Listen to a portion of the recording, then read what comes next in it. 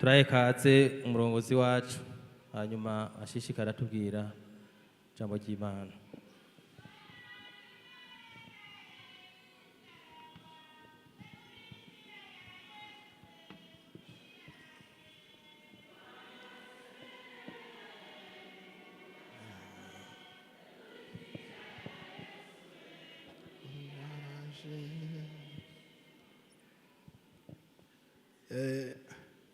Na wa wundi nawe nagire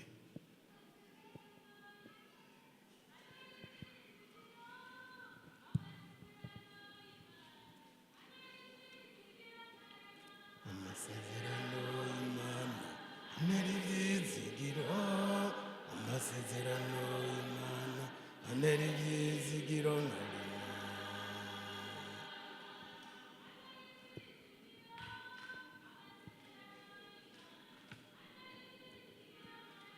amasezerano y'Imana n'ibyizigiro, amasezerano y'Imana n'ibyizigiro.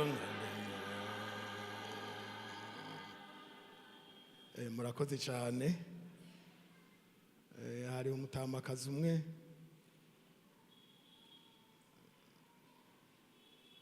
bari batanze imyanya yo kuririmba, hama rero mwijoro ikorasi umutamakazi arayironka, ubu ntakiri mu mubiri yaramaze kubimuka. Ayirose rero hageze ko mu gitondo baja muri korale, hageze ko batera ikorasi rero naho ubona hariho abantu babanguka baramutanga ati naho ntangura benshi singenda nemeye korasi yanje Imana yampaye nijoro singenda ntayiteye naho uraramwe barayima kandi herezo yarayiteye bagatera ko mutamakaza ayitere aho yarayironse uzotera no hanyuma. None rero indirimbo ziraryoha kandi ni nziza, ni supu yo gutegura mu muhogo kugira ngo umuntu yakire amajambo y'Imana. Indirimbo ziribagiza umuntu amagogo arimwo agapfuma yasubiramwo mu nyuma. Hanyuma rero dusangira aya majambo mu cete kigira kabiri Pawulo yandikiye ishingiro ry'Ikorinto bice 4.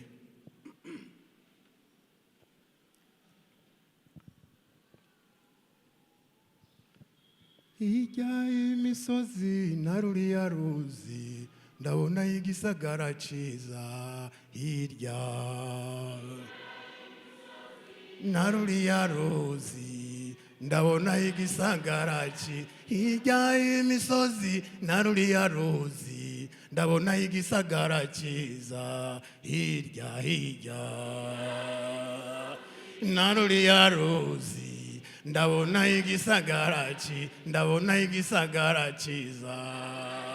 yego me ndabona igisagara ciza, ningerayo hari igisagara ciza, abera hari igisagara ciza, ninanesha hari igisagara ciza,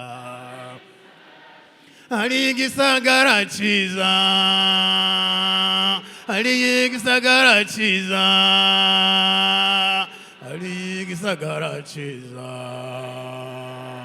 hirya y'imisozi na ziriya ngorane ndabona igisagara ciza, hirya na ruriya ruzi ndabona igisagara ciza. Dusome 4 umurongo wa 18.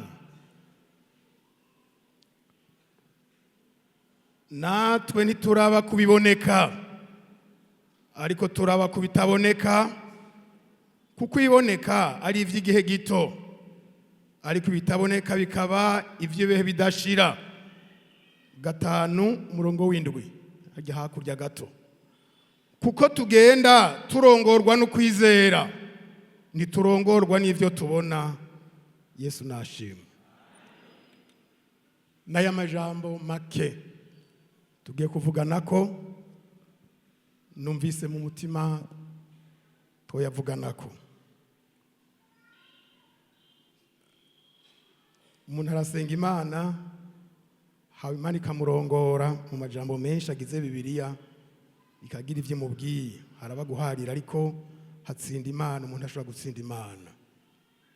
Abizera bafise yandi maso, iryo jambo ririmo.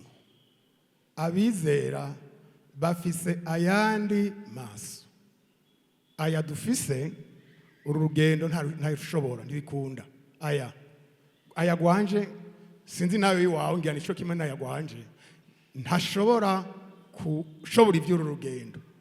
Uru rugendo abarushobora, abantu bizera barushobora, bafise ayandi maso. Yesu nashimwe. Ndakwipfuriza kugira ayandi maso atarayo. Haleluya! Erega ariho. Hariho ayandi maso ntituraba kubiboneka, ariko turaba kubitaboneka. Kukwiboneka ni ivy'igihe gito, ariko ibitaboneka ni ivy'ibihe bidashira. Haleluya! None kuraba kubitaboneka mu yindi mvo subujuju. Abandi baraba kubiboneka, nawe ukavuga ngo ndaba kubitaboneka, kandi byitwa ngo nibwo buhizi. Abaja mwijuru, abizera bafise ayandi maso canke bafise yindi mbono itandukanye ni abantu dufise, abantu tugendana. Rero muri umwanya muto ndagomba tuvugane ni nk'amajambo abiri ari muri aya, ariko agizwe n'iryo rimwe. Icyambere hari abavuze ngo ntituraba kubiboneka, nukuvuga iboneka birahari nibitaboneka birahari. Siko, ibiboneka birahari nibitaboneka birahari. Duhere kubiboneka mu ijambo ry'Imana. Soma Itanguriro 13 umurongo w'7. Turabe kubiboneka. Turaza kuvuga uturero duke nka dutatu, ni vyinshi ariko tuvuge bikeyi kubera umwanya utodukundira. 13 Itanguriro. Kubiboneka. 13 umurongo w'7. Haba intonganya hagati y'abungere ba Aburamu n'abungere ba Loti, kandi ico gihe abanyakanani n'abaferizi nibo baba muri ico gihugu. Aburamu abarira Loti ati ndakwinginze hoye kuba intonganya hagati yanje nawe no hagati y'abungere banje n'abawe, kuko tuvukana. Erega igihugu cyose kiri imbere yawe, ndakwinginze ngo duhane inta. Ni wahitamwo kuja ibumoso nanjye ndaja iburyo, ni waja iburyo nanje ndaja ibumoso. Loti yunamura amaso, ya maso turiko turavuga, yitegereza ikiyaya cyose cyo kuri Yorodani, abona ko hari ibigera by'amazi hose. Uhoraho atararandura Sodomu na Gomora, ico kiyaya cari kimeze nka rya tongo ry'Uhoraho, canke nk'igihugu ca Egiputa ugiye werekeye Isowari. Nuko Loti ahitamwo ico kiyaya cose co kuri Yorodani, aragenda aja iburasirazuba, bahana inta. Yesu adufashe. Ntituja muri izi nkuru, murazizi cyane. Loti yari umuhungu wabo na Aburamu. Mwihamagawa rya Aburamu agenda mujanye. Bageze aho Imana yashimye ko baba, batunga bose. Hanyuma rero mu nyuma abungere babo baratata bapfuye uburagiro, baratata bashebuja batabatumye. Hanyuma rero birabashikira. Uwafashe ijambo rya mbere, ubwa mbere yabaye uyu Aburamu, umunyamahoro. Aburamu ashobora kubana neza n'abandi. Aburamu umunyamahoro. Hariho abantu b'abanyamahoro, hakaba n'abandi bantu b'ingare bagoye kubana. Hari umuntu mushobora kubana ukumva umengo n'urupango rutakanda rw'iwawe.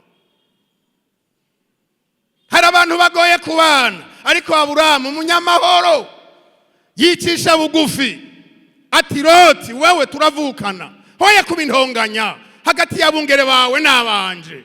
Hoye kuba intonganya, ntaco dupfa, turavukana. Igihugu kiri imbere yawe. Ntiyavuze ngo igihugu kiri imbere yacu nkaho bose babisange. Hoya, ashira hejuru uyu muhungu wawe, aramwubaha. Igihugu kiri imbere yawe, hitamwo. Nuji iburyo nji ibumoso, ukaja ibumoso nji iburyo. habe inta hagati yanje nawe, ngomba ntihagire ikinyondonera amahoro. Loti ngo acayunamura amaso, niko twasomye, abona ikiyaya kirimo ubwatsi, afise inka muravyibuka zatumye nizo zitumye banavana. Abona ikiyaya kirimo ubwatsi, abona ibigera vy'amazi zizorisha, zinywa amazi, zizovyibuha. Ati nta gukeka je ntumbereye hariya. Nimwasoma mu Aburamu wewe yitumberera mu misozi, niho hari hasigaye, mu biharabuga, mu bitandara, mu mabuye, aho umuntu yoba hose, ibyo umuntu byose yobamwo, ari kumwe n'Imana n'amahoro. Amen. N'amahoro k'umuntu aryama agasinzira. Loti vyamubayeko, ndabigiye ko twoca dusanga twatevye. Murazi ko atamugisha Loti yagiriyeyo, murazi ko Loti yagoreweyo, murazi ko naho yameze nk'ukuwe i Sodomu, ngo yagiye arunguruza buhoro buhoro ateraja i Sodomu, yisanga i Sodomu, yisangamwo hagati. Isengesho ryamukuyeyo ryabaye irya Aburamu. Umwe yaja mu misozi niwe yamusengeye ngo ntagwe i Sodomu. Si isengesho rya Loti, oya, isengesho rya Aburamu. Nico gituma mubona no mukumukurayo vyaragoranye, ngo barateruye abamarayika yase kuvayo, baratinyuma y'igisagara bati hunga ntupfe. Aragenda ntukebere inyuma. Ivyamubayeko ega yapfakariye mu nzira, kandi ntiyahamvye ikiziga muhisi wiwe, ntiyamuhamvye. Bibiri bivuga ngo uwo mugore n'uno munsi aracahagaze, aracari iyo ngiyi imbere. Ivyamubayeko baramuboreza, ivyaha baragoka. Aya maso y'umubiri kubiboneka, ibiboneka nivyo biriko biragandagura ishengero. Ibiboneka nivyo bihagaze imbere yacu bitubuza kugenda.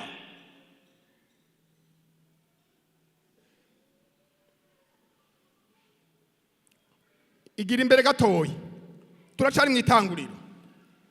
Ni ka kabiri utubonye uyu mugabo yitwa Loti, tumureke. Igira imbere 2:5 muri iki gitabo nyene.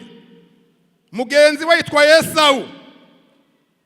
Ibiboneka 2:5 umurongo wa 2:7.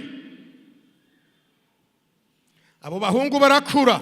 Esawu umuhigi, umuhinga, umunyeshamba. Yakobo we yaratekereza, yibera mu mahema, kandi Isaka yakunda Esawu kuko yamarya ku nyama yahigukanye. Rebeka we yakunda Yakobo. Umunsi urizina, Yakobo ateka ivyo kurya. Esawu arinjira avuye mu ishamba shonje, acitse intege. Esawu abarira Yakobo ati mpase utwo ntamira kuri ivyo bitukura, kubitukura utetse, kuko numva ncitse intege. Nico catumye yitwa Edomu. Yakobo aramwishura ati shitubanje kungurira, nkegukira kubasamuragwa mu gishingo cawe. Esawu aramwishura ati raba ngira mfe, none ivyo kubasamurarwa bizomarira iki? Yakobo aramwishura ati banza undahire. Aramurahira, agura na Yakobo ivyo kubasamuragwa kwiwe. Yakobo araheza aha Esawu umutsima n'ibiharage, nuko ararya, aranywa, yivira hasi arigira. Uko niko Esawu yakengera ivyo kubasamuragwa. Imana dutabari. Mviriza, murazi ko aba bari amahasi Yakobo na Esawu, kandi murazi ko bari babonetse hacigiye kirekire.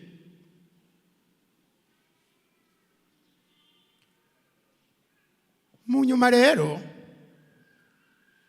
aba bana babiri birananira gutora. Bamwe bavuga ngo abavyeyi ngo nibo bari barabagiriye nabi. Yo bamwe bavuga ngo urumva ngo hari abavyeyi bacamwo ngo imigwi ngo abana bawo. Birashoboka, mugaba ngaho biravye ushobora gusanga bishobora kuba n'ukundi. None ko Yakobo yaguma muhira akegera nyina, Esawu akaja guhiga agahinya amase, none bari kubafata ngo iki? bategerezwa kuko Yakobo ko yaguma muhira agafasha ibikorwa nyina yategereza kumwumva hafi nyina wiwe kandi na Esau na se yaramukunda kati uyu muhungu wanje ewe ntazobura icavamo kuko numuhigi kugereka ko numuhinga ushobora kuba umuhigi utari umuhinga kuko uzi kwiruka gusa ariko utazi guhiga mugabo ngo yari umuhigi kandi w'umuhinga agiye ntiyabura hanyuma rero Mutama amuzanira akaboga badashobora kuronka muhira none wahora umuntu w'umugabo umuntu akuzanira akaboga uwo mushira kure oya haraho abantu bafata aba bana haraho nyanterega nabo nyene baragize uruhara mu kwishamwa ibice bibiri kuko umwe wese yashimigwa ivyo akora Yakobo yashimigwa ivyo akorera nyina Esau agashimigwa ivyo akorera se haki wari kubaza Yakobo ati wari kubaza Isaka ati vuga kuri Yakobo ati uyo ni umwana wa nyina ko yari kuvuga atuzova mu kintu kandi nawe samuragwa ni umwana wanje uyu azosigarana icuma bikwiye uyu n'umugabo ntatinya isato naho bahura ntatinyingwe mu Gisaka habaye impongo habaye imbwa zimwe zinyeshamba habaye intambwe mugabo aragenda akagaruka n'umugabo hanyuma rero Yakobo yamashiga yasigarako imisi yose si misi yose mpamvu kintu cy'integenge si misi yose umuntu yama mu mwemu si misi yose umuntu yama mu mugisha si misi yose umuntu yamahaze si misi yose umuntu yamayunguka si misi yose umuntu yamayimbura si misi yose umuntu yamara nk'umushara haraho byanka Yakobo Esau biranga ariruka arasanzara acaza yabuze gwarume ca gikonyozi kuko bahiga mu gatondo butaraca kuva saa 9 y'ubuca saa 10 harya ibikoko bigikanye none agaharinze hakanye igikoko gifise ubwoya uja kugihiga n'ubukanye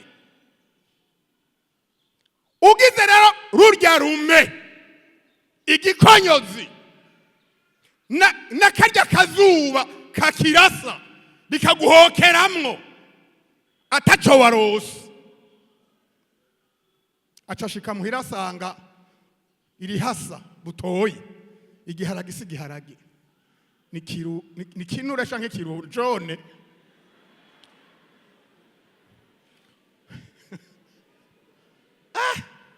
atisha egana urumva ndashonje ico ni kimwe kandi nacitse n'intege urashobora gusonza utaracika intege kandi ushobora utaracika intege erega uragenda urugendo rurerure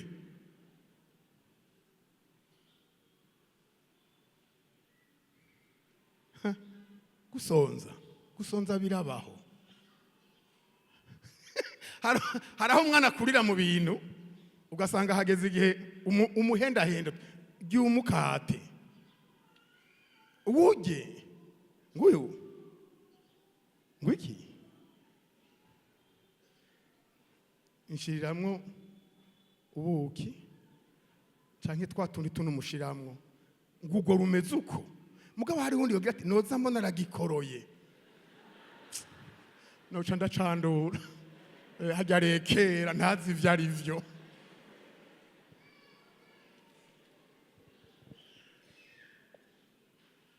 ndashonje ndacitse intege ntabara umpe kuri ivyo bitukura bya utetse Yakobo ati ndaguhe ego kweri mbega shana aho utaryo no musi nuzobura rya wewe none urisamuragwa ntibucunganza aha ijambo ngifise suko Mutama na Mutamakazi ariho bakiri aho bukera bavaho sinzo wandi umuja wawe siwe samuragwa singuha gomba were vuze ngo gira upfe none hajya yari gupfaga yemwe hajya dupfa kugoka nitwopfuye eka hajya naho utokwiba uracariho naho utosambana wobaho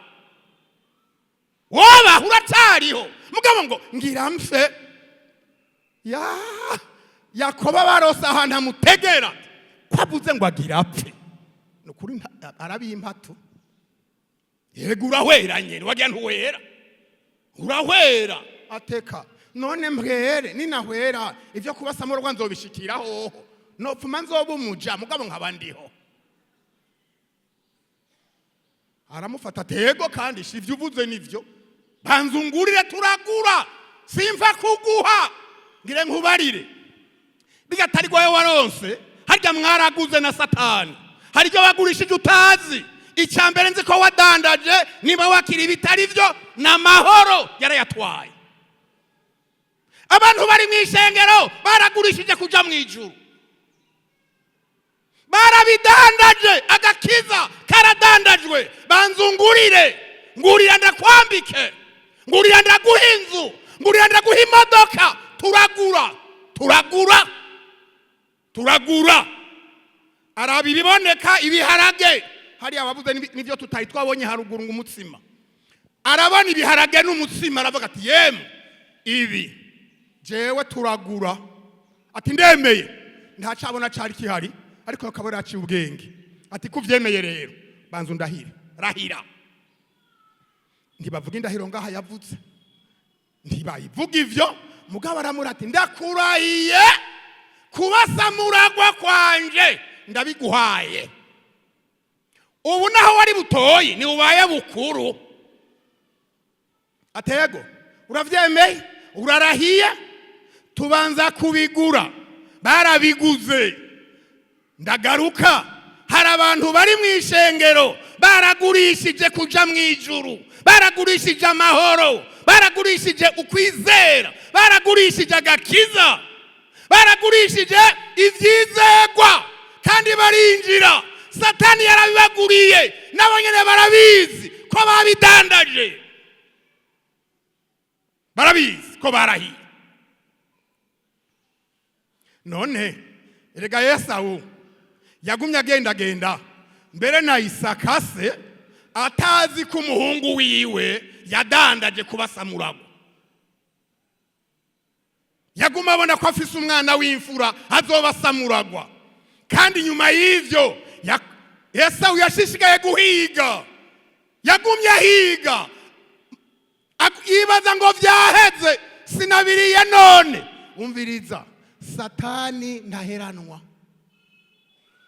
mvuze buhoro buhoro hewe Satani ntaheranwa ukaba warabiriye uzobidahwa ego akira iba sambana teranya abantu ica abantu bizokugarukako wewe nyene bizokugarukako wewe nyene yagumye ahiga kandi umutima wase wamugumyeko n'umusi wo gusozera sinjayo haravuga ati ndumva ndi hafi kurengana genda uhige mwana wanje uhora ugira ikiganza citse unzanire kandi uziteke zishe gusomba ko vyahora zicumbe ntamenye nkigira yo gusekanya niyo mitsi ncishe ku rurimi ndamire ndaguhezagire ntarahwera nshitse icuri mwana wanje abasomye naho yagiye kandi akazizana mbega yarahezagiwe ntivyakunda kubera iki yari yaramaze kugurisha ivyari bimugize akwegewe n'amaso yiwe aravye kubiboneka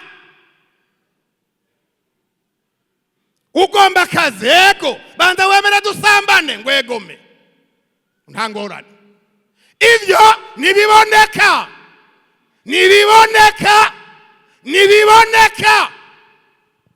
ariko bizogukwegera bizogutera ingorane bizokubuza kuja mwijuru kandi usomye mu Baheburayo 12 kuva ku murongo wa 16 ucubana uyu mugabo Yesawu ngo yarondeye kwihana kandi arira ariko ntiyarose uburyo bwo kwihana ico gihe abitanga ntiyari kwararira ariko arabirondera yararize kandi yabishikiriye Yesu adutabare erega abantu bazorira erega abantu bazobabara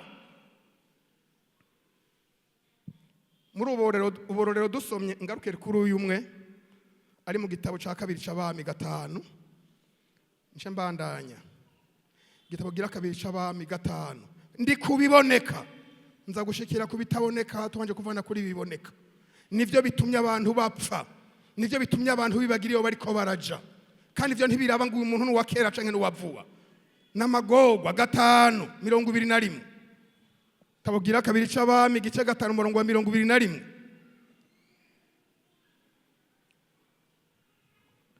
nuko Gehazi akurikira Namani maze Namani abonye umukurikiye yiruka arururuka ava mu mukogote wiwe ngo bahure aramubaza ati na mahoro nawe ati na mahoro mbega ayo mahoro yariho muri Gehazi yarayafise na mahoro kandi ago hinge ngo na mahoro ati databuja arantumye atangura ibinyoma ngo ubunyene agendewe n'abahungu babiri bo mu bigi byo kuvugishwa baturutse mu mugamba wa Efurayimu ngo none mutabare ubamuhera itaranto y'ifeza n'imyambaro 2 yo gukuranya nuko Namani aramwishura atenda nutware itaranto 2 nuko aramugobera amutekera itaranto 2 z'amafeza mu masaha 2 hamwe n'imyambaro 2 yo gukuranya abikorera abantu biwe babiri baje imbere ya Gehazi bavyikoreye babishikanye ku musozi w'iwabo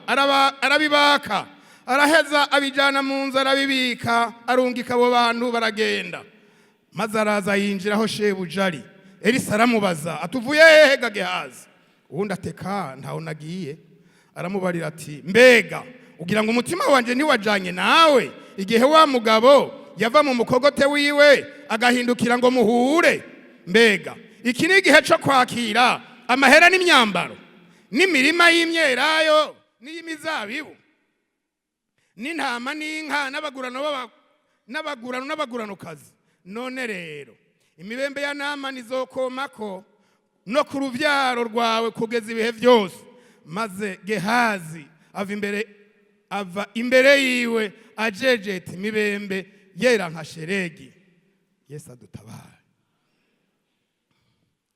mbega kwegewe niki turi kwijambo rivuga ngo iki ibiboneka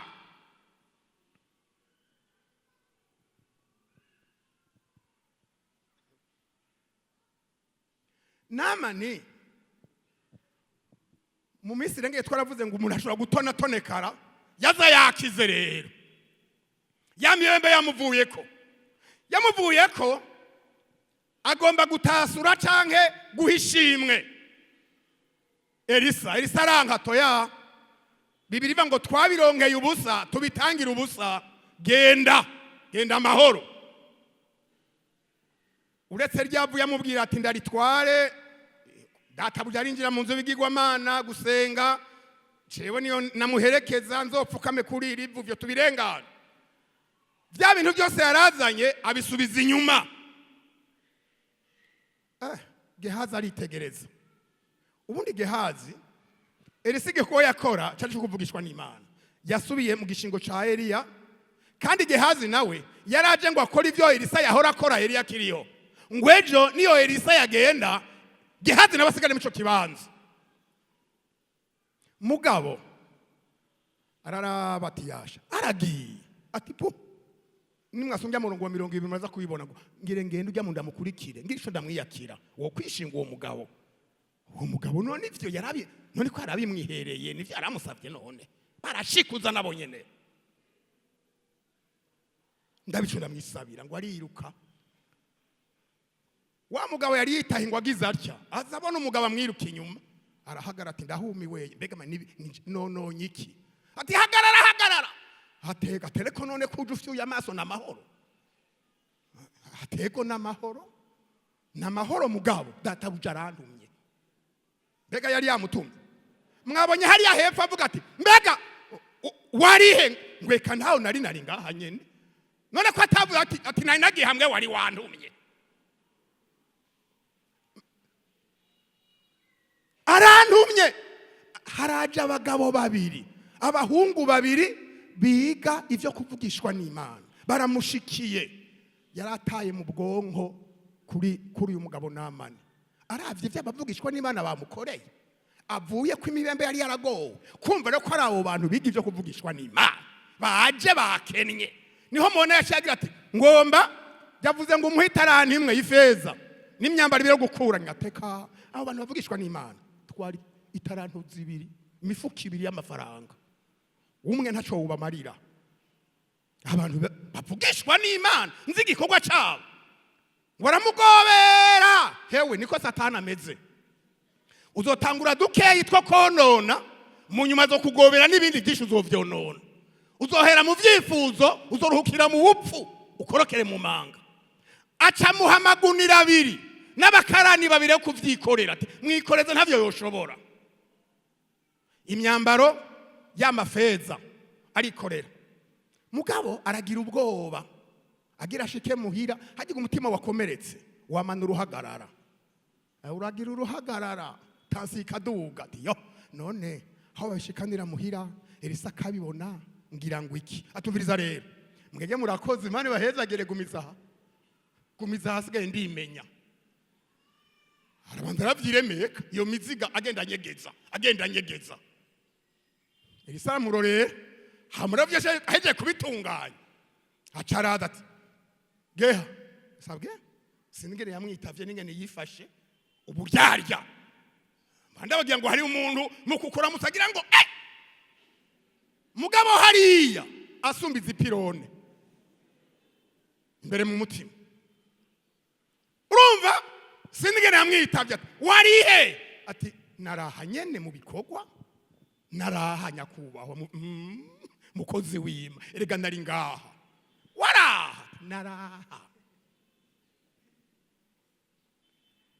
umviriza yivye uriya muntu w'Imana uriya ntwaza ngabo yamubeshe yongera beshera Elisa ngo yamutumye atamutumye none nubu ahagarukiye aje kubika ivyo yivye aracyabesha wari ngaha ngo nari ngaha ahubwo ngo ko vraiment je nari ngaha vraiment nari ngaha wari ngaha ngo c'est vrai ngo ko nukuri ngo nuko ukazabona agomba akurahire kenshi udocumureka aba yamaze kuja mu ngorane harya haraho yibaza ngo amafuti yiwe ahava yapfukisha indahiro reka aguma ashira kwizindi ngorane zo kwiboha atumviriza rero ndakubwira ivyo utamenye harya wagenda twajanye iyo hindukira wari kumbona kuko imwemu yanje umutima wanje wajanye nawe mbere ngiye nkubwira ivyabaye atego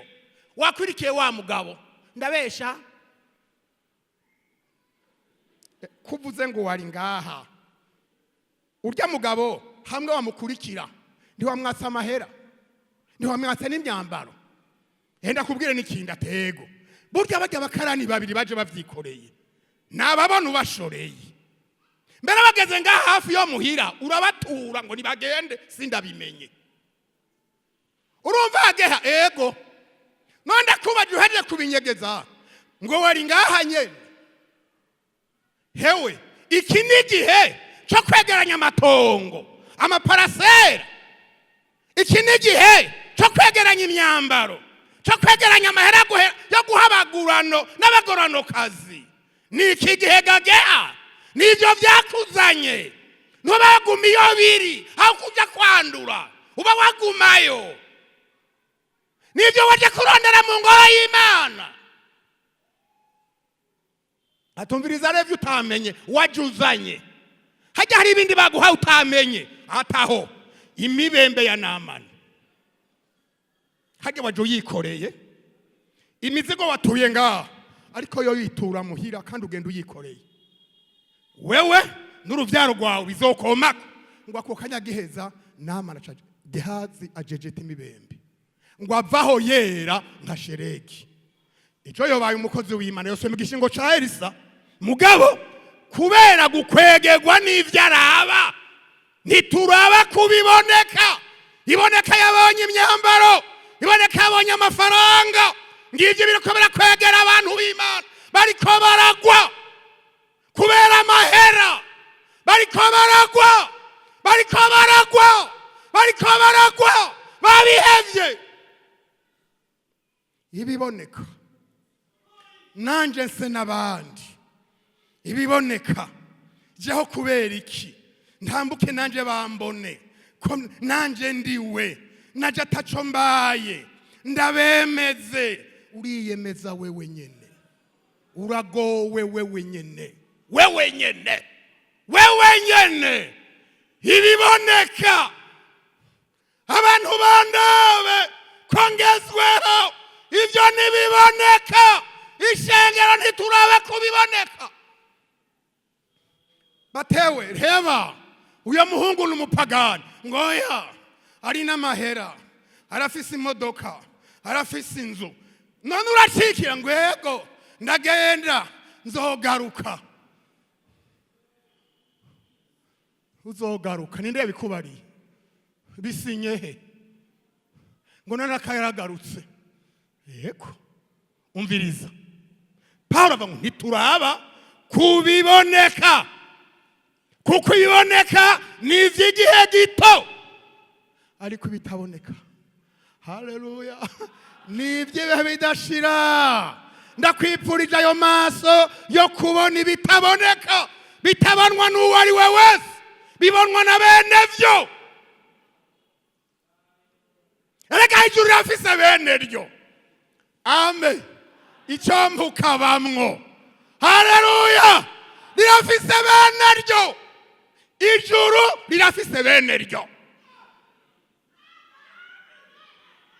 abo naho bahura n'ingorane agira ati mvuma mpfa kuko iyonja hariho kandi narahabonye dusome kubitaboneka abaheburayo 11 amaso y'abizera araba kubitaboneka abaheburayo 11 akani namuretse yuda namuretse abona abantu baravye kubiboneka baratakaza yuda yaravye kubiboneka atakaza kubindumwa arabita asaza yiyahuye no guhera yahwereye apfa kabiri nk'amakara yari yahuye arapfa kandi adoja mu muriro kandi yari mu ntumwa yaravye kubiboneka ibitaboneka 11 abaheburayo umurongo wa mbere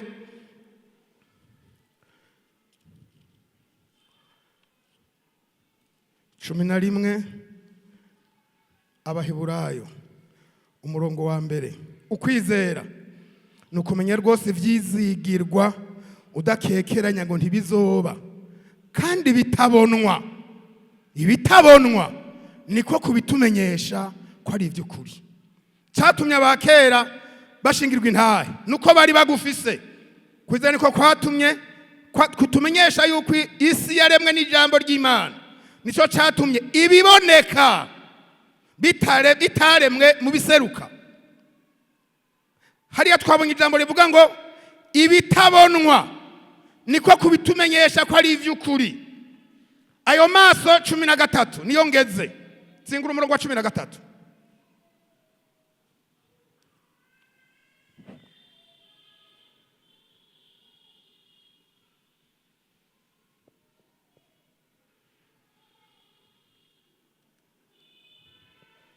umurongo wa 13 abo bose bapfuye bacizeye batarabwa ivyasezeranywe ariko barabibona biri kure bakabisasirira bakemera ko arakavantara n'ingenzi ku isi abavuga batyo baberekana yuko barondera igihugu cabo bwite iyo barakumbuye ico bavuyemwo barabonye uburyo bwo gusubirayo ariko noneho barifuza igihugu kirushije ico kuba ciza nico mwijuru nico gituma Imana itamaramazwa no kwitwa Imana yabo kuko yabateguriye igisagara 39 abo bose bamaze gushingirwa intaye kubwo kwizera kwabo ntibahabwa ivyasezeranywe kuko Imana yatuboneye kera kirushiriza kuba ciza kugira ngo abo ntibatunganywe rwose tutari kumwe amen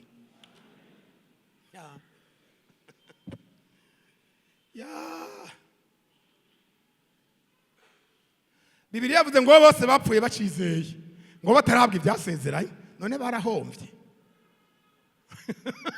bapfuye batarahabwa ivyasezeranye mugo Bibiliya yavuze ngo barabibona barabisasirira. Urumva Imana yarabibereka ate iyo muja ni hariya kandi bizoba vyiza. Nkuko na Mose yagiriye ubuntu, murabona ko Imana imubwiye ngo ntazoshikayo, ati ntabara teka icyo ashobora kukukorera ndahakwereka, kuko sinaguhenze ndahakwereka, mugabo kuko wakoze ukutariko ntiwerekana ukwera kwanje imbere y'Abisirayeli ntuzoshikayo. Ariko ntaco, naho Mose atashitse Kanani kazima azoshika mu ijuru. Ego Imana yaramwerekanye wa munsi yari muri y'amasengesho ya Yesu, Petero na Yohana na Yakobo kuri wa musozi wo kwayangana, ntaramubonye penayiri yabarababonye kandi ntibareka kumubona, kuko Mose aramwe ati uyu muntu uyu no murekera mukamwanya, hari abantu bohava banamugabura bakamuhamba ibipande, ngo yaramwihambiye Imana. Nta muntu azi ahimva ya Mose iri. Ibyo tubireke byo bagiye kudutwara umwanya wacu. Abo bose bapfuye bacizeye ngo batarahabwa ibyasezeranywe, ariko ngo barabibona. Ndavuga ya maso yo kubona ibyo abandi batabona. Ntituraba kubiboneka, oya turaba kubitaboneka biri hirya. Niyo mpamvu dukorera Imana, niyo mpamvu dusenga, niyo mpamvu twisonzesha, niyo mpamvu dutanga ibyacu, niyo mpamvu tureka ibyaha, niyo mpamvu twarahiye twabikora nk'abandi bigashoboka. Mugabo hari yandi maso Imana yaduhaye ibyo tubona hirya yibi, kandi mwicaranye n'umuntu atabibona, mu rugendo mujanye n'umuntu atabibona, ni ngorane. Erega ishengo riko riyazungagizwa n'abantu batabona hirya y'aya maso. Hirya y'ibi tubona hari ibindi, haleluya, kandi bikomeye kandi vyiza kandi vy'ibiha bidashira. Ariko ibyo muri iyi minsi vy'amaso abona, ubona uwo bimpa, mbega no basigaje igihe kingana gute cyo kubirya? Kingana gute? Ni gito cyane. Sindi muri mwebwe uzogumaho, kaho je sindi mu bazogumaho, ni mu bantu bazohava buminzama nkigira cyo nkava muri uyu mubiri nzamba itaravuga bamishuka kuko bande bariko baragenda. Uwabima mbega no bimara mugiye kingani, mugabo ivyo ndiko ndagwanira, ivyo maranira ni ivy'igihe bidashira. Haleluya. Bariya bera bose bagiye twaherekeje nabo tutamenye, mugabo bera batubare ngo baraturorereye nibarahabwa ibyasezeranywe, kuko Imana yatuboneye kirushije kuba ciza, ngwabo ntibatungwanywe gose tutari kumwe. Haleluya. Nabonye mwe amajambo akomeye ngaho ngo aba bantu rero baratahuye ko ari ingenzi na kavantara. Cyose ndaje kuba hanze, ariko abahora bagira ayo mageme kuja kubayo, arabagiye mu buryo bwiza, arabagiye mu buryo bubi. Iyo ashitseyo umwumvirije ntiyumva kubwira ngo arafise amafyeri araryohewe, kuko hari yari asanga beneho bamusumvya kubaho. Erega si wacu eka wawe ja kugira amanyama ahantu watsindaro, none suko utamenya. Si wacu baratawe ngo twebwe turi ingenzi, turi kavantara, iwacu sino turiko turagenda. Ngo abavuga batyo baberekana ko bakumbuye ikindi gihugu kirushije cyo kuba ciza, ngo nico mwijuru. Ijambo ngomba kurangiza ngo yaba bari bakumbuye ico baje bavamwo, vyari vyoroshe kugisubiramo. Mbega igihugu twavuyemwo kiri kure, umuntu agombye kugisubiramwo iri zuba ryorenga atarashikayo. Oya n'urugendo rurerure. Umviriza abantu benshi rero iki gihugu bavuyemo naha murimwo bagisubiyemwo, baragikumbuye basubirayo. Baragikumbuye baca barasubirayo. Abantu barasubira gukora ibidakogwa, ivyo bari barihanye, ivyo bari barasezeye, ivyo bari bararahiye imbere y'Imana, barongera barabikora, birongera bigira baja, birabanesha, birabakandagira. Barasubiye mu bihugu baje bavamwo, niho uzoda umuntu abwira ngo jewe ngo umwana abaki nagira ngo uri uw'ijuru uri uw'abaki wewe ngo twebwe suko mwebwe suko ariko abaja mu ijuru nuko iwanyu ngo hari n'uwakubwira ngo twebwe iwacu ngo turakaza amashavu ngo iwacu turakaza ishavu urasubirayo ugumeyo iwanyu nagira waravuyeyo none uracari iwanyu ngo iwacu ngo turi abantu badahetwa iwacu ibisekuruza abantu baragowe yemwe none uva batasubiye mu bihugu by'iwabo iyo baje bava barasubiyeyo kandi ku muriri w'abagenda ngo bariko baragenda iyo bakumbura igihugu bavuyemwo bari gushobora gukora uburyo bwo gusubirayo ngo mugabo barabona ikindi gihugu kirushije kuba ciza nico mwijuru ngo nico gituma Imana itamaramazwa no kutwita bene se Yesu ntamaramazwa no kutwita bene se hari ngo bose bapfuye bacize batarabwa ibyasezeranye ariko barabibona bakabisasirira ngo abashingiwe intahe rero ntibarabwa ibyasezeranye nagomba dusenga Imana ibi bintu biriko birica abantu biriko biragira n'aba bantu biboneshwa amaso ntituraba kubiboneka baja mu ijuru umugasanga arahindutse asa n'agahama karehora yirabura undi asa n'ifundi inyoni none ivyo bifashe ku muntu umve ntituraba kuri ivyo wewe wavuye mu ndanyoko Imana ibona akaranga yaguhaye kandi uri mwiza waje uri mwiza nasomye mu gitabo cy'umusiguzi Salomo avuga ngo Imana yaremye ikintu cyose ari cyiza ngo mugabo abantu baca baza gukora mu byo bigombeye umuntu ni mwiza atononekaye atiyononye kandi iyo none abizi oya ni ivy'iki gihe kuraba ibiboneka mere gute ngo bandawe ugize isanganyaho ugahana no kubwira ngo wabereho merci abaguhumiye kandi kubegwa kw'imbere kubonwa n'Imana ushobora kubegwa inyuma ugataha muri gehinomu kandi kwa kubegwa uzokwibagira bimwe bakubarira uzovyibagira uwo munsi baranezerewe gusa neza uraberewe bimaze gute uragomba uja mu ngorane wakira amahera atari gwawe urasambana ngo uronke amahera ugere ku byo ugomba yego uraberewe ivyo nibiboneka ariko turaba kubitaboneka dusenga Imana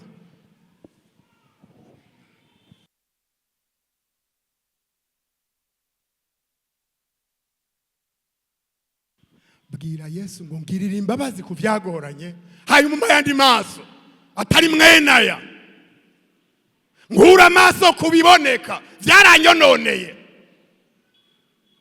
Mana ngirira imbabazi mbarira ntibiteye isoni gusaba imbabazi Imana ntibiteye isoni kwezwa ntibiteye isoni kwemera uri ntibiteye isoni namba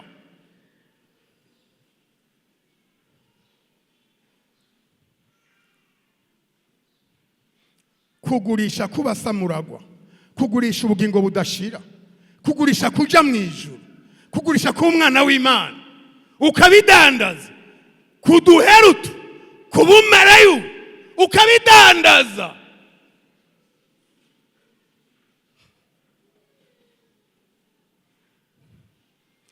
amaso ayandi maso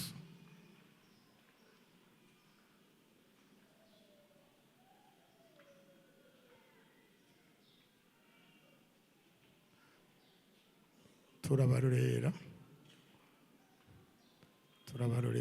nta ngorane bitonde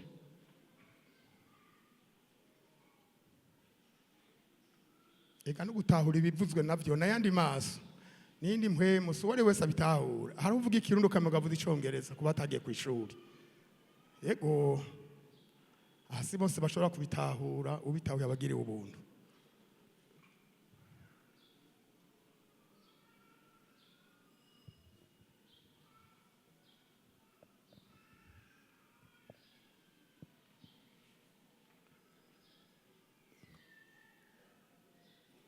ngire Pastor Jerome abasengera Imana. Yesu agushoboze kunesha ibyakunesheje.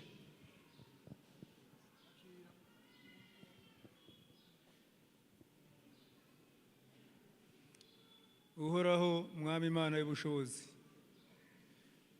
turagukengurukiye imbabazi zawe zamaho ibihe bidashira.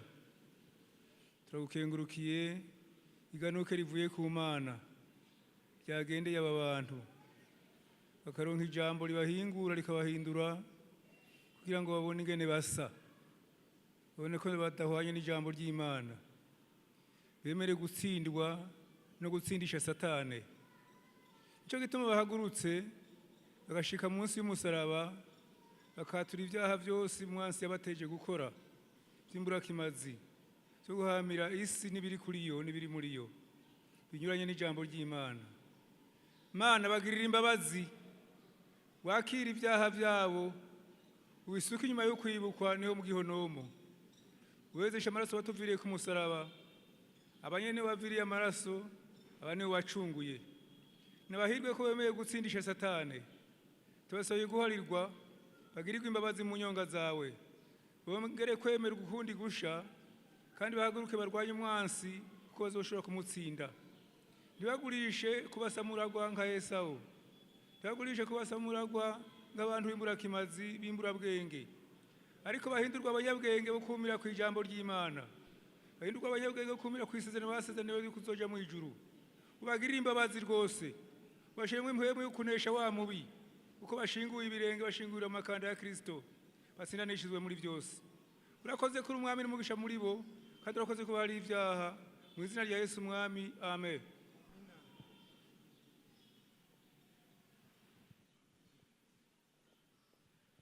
Nuko Yesu abagirire neza bafise icyo bagomba ku Mana kibagoye mu buryo bw'umubiri, ari ingwara, ari imitwaro, guhagarara imbere y'Imana si bibi. Ari muri mwebwe mwaje gupfukama wafise byo gomba kubwira Imana yohaguruka ahari kamera nk'abandi. Mwarimu Serafe nakurorere uramufasha abanzuze, nakurorere uraza kumufasha abanzuze usenga Imana.